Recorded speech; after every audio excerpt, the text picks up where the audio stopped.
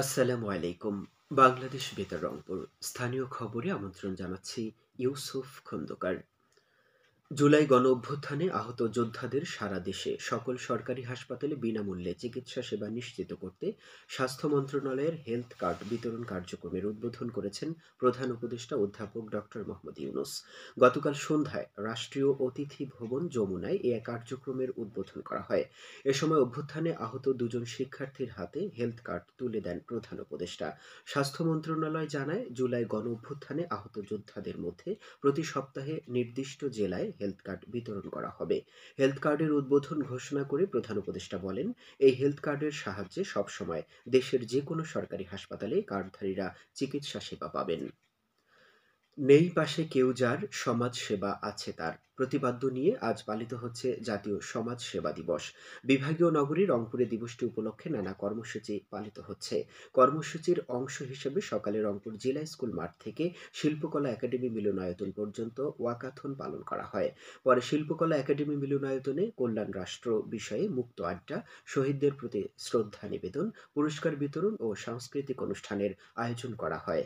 জেলা প্রশাসন ও জেলা সমাজ সেবা কার্যালয় এর আয়োজন করে।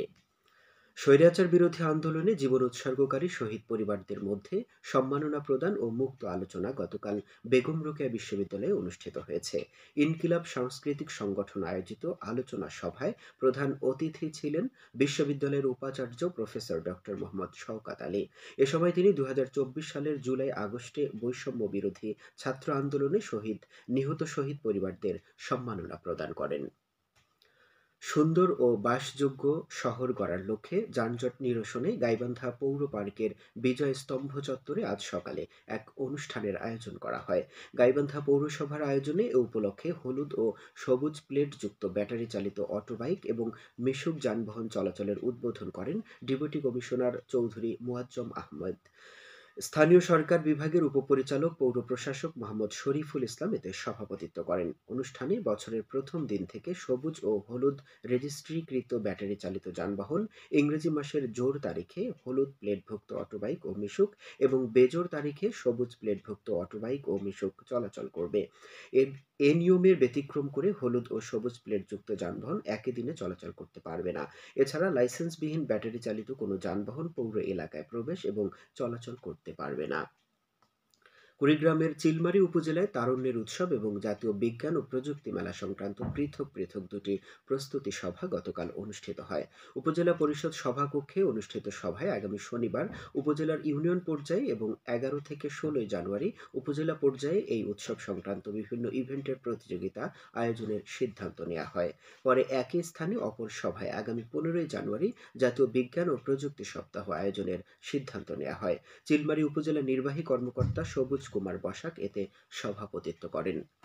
কুড়িগ্রামে শিক্ষিত বেকার যুবদের ৩ মাসব্যাপী ফ্রিল্যান্সিং প্রশিক্ষণের গতকাল উদ্বোধন করা হয়েছে। যুব উন্নয়ন অধিদপ্তরের ফ্রিল্যান্সিং প্রশিক্ষণ কেন্দ্রে অনলাইনে যুক্ত হয়ে এর উদ্বোধন করেন যুব ও ক্রীড়া মন্ত্রণালয়ের সচিব রেজাউল মাকসুদ জাহিদি। এ সময় প্রশিক্ষণার্থীদের মোটিভেশনাল ক্লাস নেন জেলার ডেপুটি কমিশনার নুসরাত সুলতানা। এ সময় যুব উন্নয়ন অধিদপ্তরের ভারপ্রাপ্ত উপপরিচালক শ্যামল কুমার দাস অন্যান্যের মধ্যে উপস্থিত ছিলেন। যুব উন্নয়ন অধিদপ্তর আয়োজিত এ প্রশিক্ষণে জেলার ৫০ জন শিক্ষিত বেকার যুবক অংশ নিচ্ছেন। কুড়িগ্রামের ভুরুঙ্গামারীর ময়দান সীমান্ত এলাকায় অভিযান চালিয়ে border guard Bangladesh BGB ২৮ KG গাঁজা উদ্ধার করেছে। সীমান্ত পথে গাঁজা পাচারের গোপন সংবাদ পেয়ে কুড়িগ্রাম ২২ ব্যাটালিয়ন বিজিবির একটি টহল দল অভিযান পরিচালনা করলে মাদক পাচারকারী দল এসব গাঁজা ফেলে পালিয়ে যায়। রংপুরের গঙ্গাচড়া উপজেলার গজঘণ্টা ইউনিয়নের গাউছিয়া বাজার যুব সমাজের উদ্যোগে গতকাল এক ঘোড়দৌড় প্রতিযোগিতা অনুষ্ঠিত হয়। এ উপলক্ষে আয়োজিত অনুষ্ঠানে প্রধান অতিথি ছিলেন উপজেলা নির্বাহী অফিসার মাহমুদ হাসান মৃধা। এতে রংপুর, নীলফামারী, দিনাজপুর ও বগুড়া জেলার ২৩টি ঘোড়া অংশ নেয়। প্রতিযোগিতায় রংপুরের তারাগঞ্জ উপজেলার মজনু মিয়ার ঘোড়া প্রথম এবং বদরগঞ্জ উপজেলার শ্যামপুরের মোহাম্মদ মোকাদ্দেস হোসেনের ঘোড়া দ্বিতীয় স্থান অধিকার করে। খেলা শেষে বিজয়ীদের মাঝে পুরস্কার বিতরণ করা হয়। সবশেষে আবহাওয়া। আজ সন্ধ্যে ৬টা পর্যন্ত পূর্বাভাসে বলা হয়েছে সকাল ১০টা থেকে পরবর্তী ২ থেকে ৩ ঘন্টা দেশের নদী অববাহিকার কোথাও কোথাও মাঝারি থেকে ঘন কুয়াশার কারণে দৃষ্টিসীমা ৫০০ মিটার কিংবা তারও নিচে নেমে আসতে পারে। এসব এলাকার নৌযানগুলোকে সাবধানে চলাচল করতে বলা হয়েছে, তবে কোনো সংকেত দেখাতে হবে না। খবর শেষ হলো। আমাদের পরবর্তী স্থানীয় খবর প্রচারিত হবে বেলা ২টা ৫ মিনিটে।